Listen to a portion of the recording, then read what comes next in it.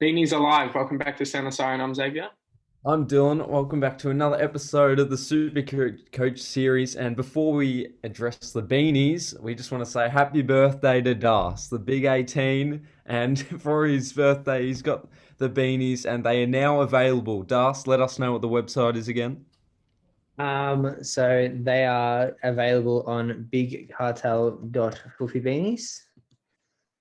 And you can buy them on there. We might actually do a Sound the Siren discount code. So if you're an avid watcher of the Sound the Siren and use the code STS Pod, we'll give you a 10% discount on your orders there. So yeah, get onto the website, or you can have a look at our Instagram or our Facebook page. It's just Whoopie Beanies. So there's plenty of options to get in contact with us or to order a beanie. So we, as you can see, we've got the BWS beanies in. We got them in yesterday, and we've got North and the Collie Wobbles ones incoming either tomorrow or next week. So get keen for it. Very snazzy. I do like that. I'll probably cop the BWS one, I think. Save, what are your thoughts? I'm thinking about the BWS one as well, but I've just realised I can't cop it this week. Got to wait till next because I refuse to buy anything GWS related until Carlton beat them this week. And if they don't win? Then I'll just buy one next week anyway. All right, we'll move on to the serious side of things, but the beanies do look great. On to Supercoach, and the first segment we'll enter is Zave Heroes and Villains. So I think we'll start with you today, Darcy. Who was your hero and who was your villain for the week? So I actually had a good week. I had a score of 2,000. So I'm very happy with that. My hero is probably the backman for this week. So I had scores of Laird 132, Lloyd 104, Stewart 130, Short 111, and Highmore 111. That's probably the best week I've had in terms of across the board performance. So very, very happy with that. But I've also a special mention to the two blokes I traded in, Aaron Hall and Tuke Miller, both scoring very nicely for me. So it's all starting to come together and it's looking really good. In terms of villains, it's a little bit of a theme at the moment. Isaac Heaney only scoring 42 was atrocious for me. And I'm really starting to regret the decision of going on him. But look, you just got to, with your premiums, you just got to hold and hope that they eventually hit form. And we just got to do that with Heaney, I guess. If you've got him at this point, no point getting him out now. Yeah, for sure. My heroes for this week was Aaron Hall as well. I managed to bring him in. Probably Jack Steele, Tom Mitchell, and Rory Laird. But for villains, or Tom Highmore as well, who I know Zay will mention in a second, so I won't ramble on about him. But villains, the man I traded out. I let you boys know I traded out CJ, and I know you're going to bring it up. And he scored 112. So I still think the trade I did was probably worth it. We'll see in the next few weeks. But villains, again, Bianco and Heaney as well. So my heroes, we'll start with them. I have to say Tom Mitchell, 134 was really good.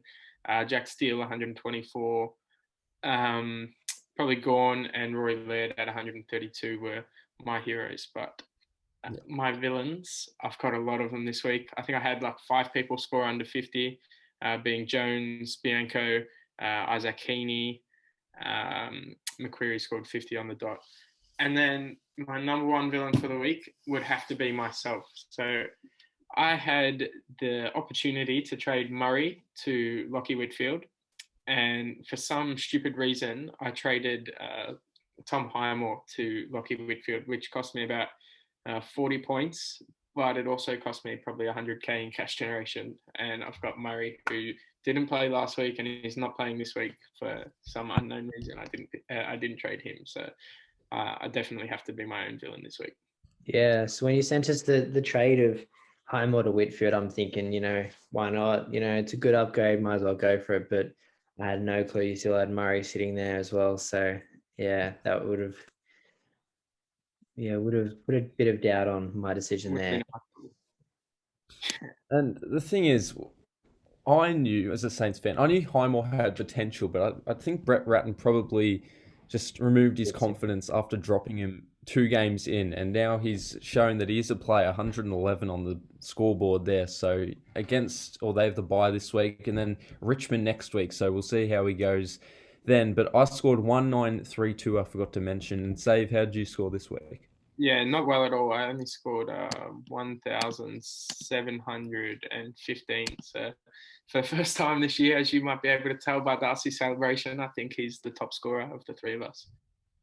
That might be back to back? I think. Is it back to back? Last week, Xavier I just was tipped definitely me. top scorer last week. Xavier, Maybe not. No, maybe not. Yeah.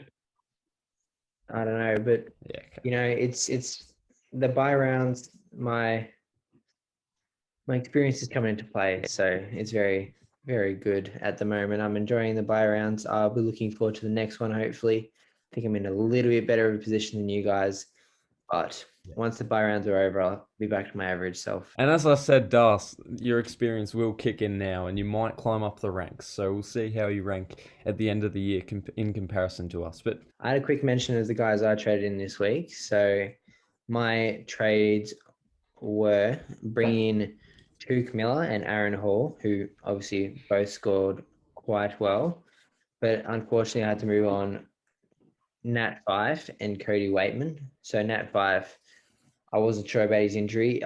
It could have been anywhere from 2 weeks to the full season, and I didn't really want to risk that. So I moved on Fife, Rowe, Kaczynski, and Waitman, and brought in Hall, Coleman Jones, Tuke Miller, and got trapped with Ned Reeves. And I was at work when it got announced that he wasn't playing. So I couldn't have reversed it anyways, but yeah, it wasn't great news to get home to that one. But yeah, had to make some sacrifice in that trade, but paid off with the good scores that week. So what trades did you make?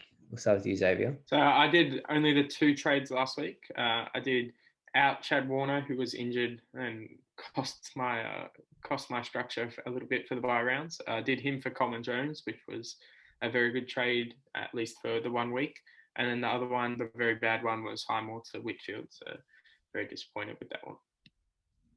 so last week I had 300k in the bank, and I did a downgrade in Rowe to Coleman Jones, and then Collier Dawkins to Aaron Hall, and CJ to Whitfield, which obviously ultimately wasn't beneficial, but I think in the future it should be. We're all hoping Whitfield plays well, but 74, I mean, it's probably going to be his worst score in the next few weeks. So considering that, it's not too bad.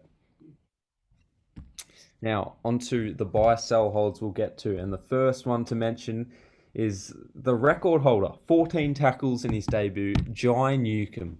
He's an exception to my usual rule of not going early on rookies, but with a performance like that on a team like Hawthorn, I'm not too scared of going early on him. And he doesn't have a bye this week, so it's very handy.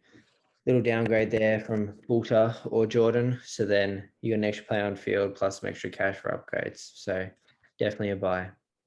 In saying that, I'll just quickly cut off you, Zave. We've seen what's happened with Reeves and a few more rookies this year, but even 1 game in, I know, same with Bianco. We picked him up after 1 game, so you're not too worried about possible injuries. I know I'm not, but just with what's happened so far this year. He's going to sit on my bench anyways after this buy round, so it doesn't really matter. Yeah, I agree with what you just said at the end there, Darcy. I think this time of year, and even more so when we get later on in the year, it doesn't matter as much when you have someone that might not play, because you don't really need as much cash generation. Like, the reality is I've only got, I think, like 9 trades at the moment.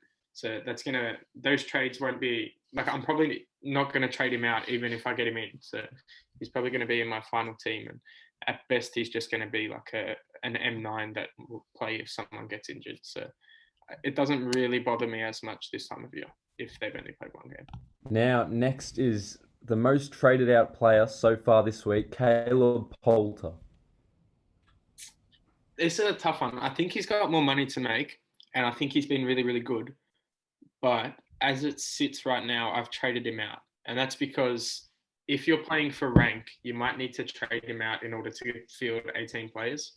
And the money that he does have is such a good place to upgrade from there. So at the moment, I've traded him to someone like Sam Walsh or Jared Lyons. And I think if you're in a similar position and you are playing for rank, then that's probably the go. But if you're not, then maybe he's still a hold. Yeah, I would agree with that. That Walter's a sell if you can get a good upgrade there. It's a good move down to Newcombe. But if you don't have to trade him out, or if you don't want to trade him out, that works too. He's got a bit of money to make, and he's scored well so far. Yep. Another huge score by Josh Kelly. Now, is he a buy or a wait? He's a buy for me. I don't think there's really anything you can wait for.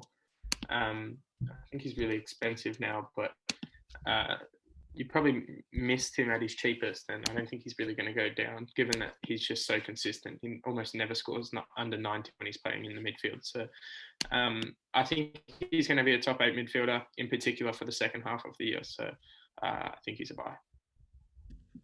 Yep. Yeah, Kelly's still only 577k, so he's still affordable. He's not expensive. He's definitely one to look to buy, considering you've got Andy having him playing this week with the buys, the massive amount of buys we're stuck with. So I definitely take a punt on him. He will be increasing in price with a break even of around 77. So he will be increasing price, and I think you can expect a big increase this week, and that should continue the trend further into the future. Sounds good, yeah. So if you do have the opportunity, do you go Poulter to Kelly?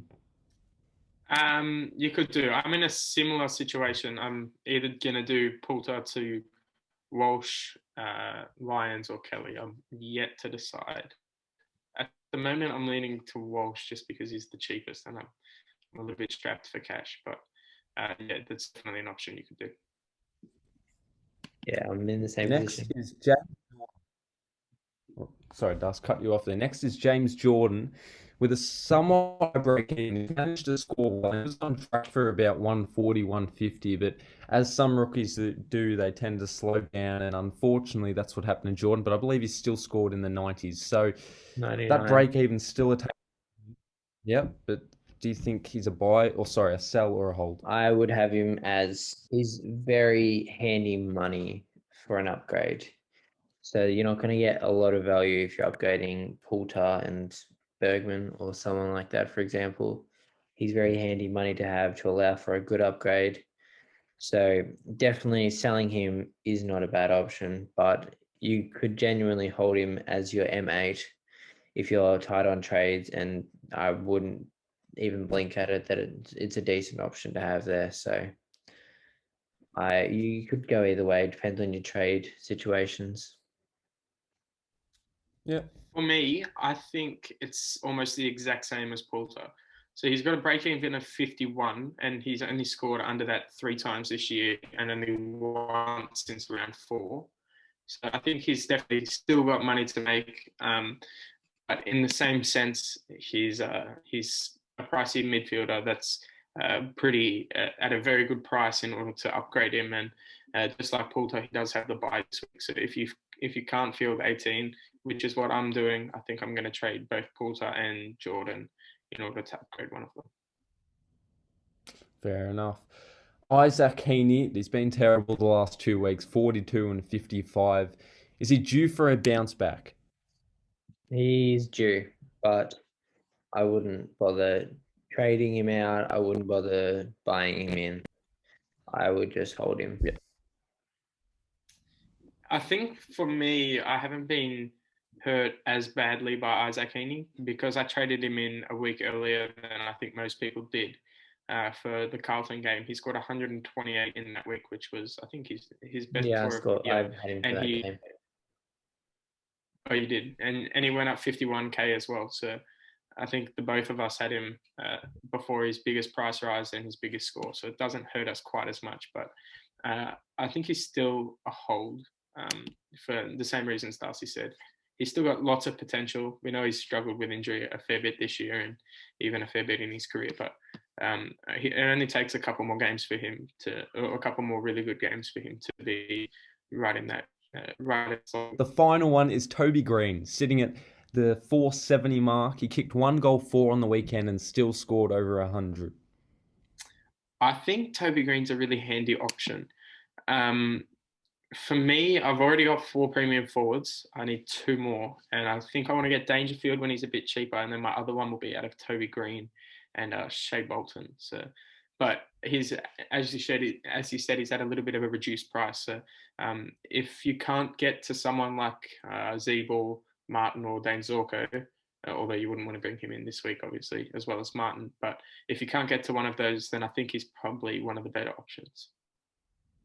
Yeah, I'm looking at getting Green in this week, so he's definitely on the buy radar for me. Just a couple notes. In my opinion, Sam Berry probably a sell. I traded him out this week, and we're skipping the rookie sections for this week and the bubble, but next week, Luke Edwards, a big option for all super coaches as a young rookie. But that's all for this week in the buy sell hold. So we're going to try out a new segment this week. So I've come up with this one, and it's going to be the lessons you've learned this week. So my lesson, this is just an example. Well, no, it's true. My lesson for this week was sort of, you got to take false premiums as what they are. So take a Cripps or a Heaney as what they are. They're not the dead set premiums at this price at the moment. So you can't be expecting big scores from them and relying on the big scores from them, unfortunately. So just the only people you can rely on are your actual premiums, and the false premiums come with a bit of risk. So if they don't do well, it's not really something you should be too mad about. Yep. I've got a couple, and my first is to prioritize premiums. Now, because of all the downgrades that I like to do and then upgrade, which most people look to approach that way. But with Ned Reeves, he was due to make money this week, and of course, he injured himself the day before the game, and it was released he was a late out. So that puts me in a bit of a sticky situation, but probably because I look to focus on the downgrade before doing the upgrades. So definitely a sticky situation. And the other one is put my faith in CJ. Zave told me, don't trade CJ, don't trade CJ. And he was relentless with it. And to be fair, CJ backed him up 112, as I mentioned before. And it's not a nice action by him after having 2 or 3 bad scores on the trot. But, I've got to learn. And next year, I'll take those mistakes into account. I've got a couple, but they all mean the same thing. So it's like, make sure you pay attention to your bench. Try absolutely every trade in order to get where you want to get to, and just don't forget about players. So that's obviously in relation to me totally forgetting that I had Nick Murray and trading out Highmore instead of him. So that's just pretty stupid, and I'm going to make sure I don't do that this week. That's just the buy rounds, though, Zave. They play mind games. Sometimes you don't see the blue dot, and if you do, it's probably, in my case, a player like Fullerton who hasn't played for 10 or so weeks. So it does happen. Well, neither of them had the buy. It was just Murray had been dropped and wasn't playing, and then he's got the buy this week. So 2 weeks in a row, he won't be playing, which is pretty dumb for me. Oh. So we'll look into next week, and I'll ask you boys, as I always do, who will you be captaining? I am thinking at the moment that it's going to be a whole captaincy. So it's just a matter of sort of working out who my vice is. I think it'll be a Bontempelli vice, and maybe a whole captain, but I'm not too sure. Now, Das, are you aware of the news for North? Luke McDonald is back in. Yeah. Yep. So whether or not that affects Hall's play, and I know he's still in the back line, but he took the most kick-ins for North last week, and with Luke McDonald back, I'm thinking that he might overtake that role. But I still think Hall's a great option. I was considering it, but taking that into account, it's I don't know. It's a bit difficult. This is sort of similar to the idea last week that I posed of the Whitfield disposals, which ended up being correct.